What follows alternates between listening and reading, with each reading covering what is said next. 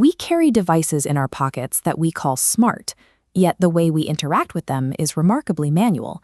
Whenever you tap, swipe, copy, and paste your way through a task, you are acting as the connective labor for your own software.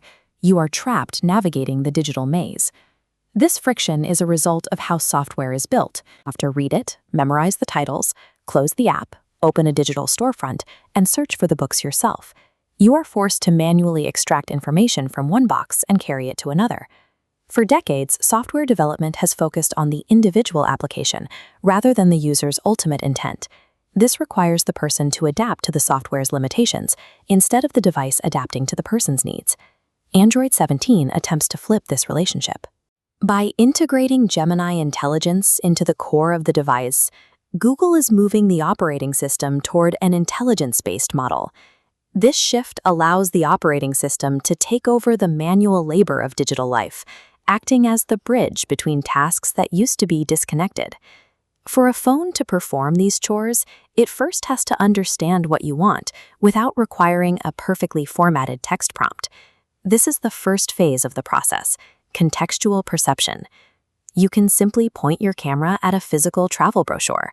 The system instantly reads the image and extracts the location and dates to begin planning a trip in the background. The system also processes spoken intent through a feature called Rambler. It can take a messy, multi-language voice note filled with ums and ahs and distill it into a structured command. To protect your privacy, this processing happens locally on your hardware. It uses a read-after-burn protocol that deletes the raw audio data immediately after the intent is understood. Instead of demanding rigid commands, the operating system now draws information directly from your surroundings. Once the intent is clear, the phone moves to the second step, cross-app orchestration. This is where the device breaks through those isolated app containers. Gemini uses the Android App Functions API to plug directly into an application's internal functions. This allows it to bypass the buttons and menus you usually have to click through. When booking a flight, Gemini acts as the coordinator. It talks to an app like Expedia in the background, syncing data like location codes and dates without ever needing to open the app on your screen. The complex work of coordinating different services happens invisibly within the back end of the phone's architecture. If the phone is doing all this work in the background, how do you actually see and manage the results? The final step is generative execution, where the phone uses the Remote Compose engine to build a custom interface specifically for the task at hand. Through Create My Widget, the OS can instantly generate a custom widget on your home screen. For that trip you just booked, it builds a temporary dashboard to track your group's flights and hotel status. You no longer have to dig through different apps to find your confirmation numbers. The system assembles the relevant information and presents it exactly when you need it. Mobile interfaces are moving away from static, pre-designed templates and towards personalized dashboards that exist only for the duration of your immediate need.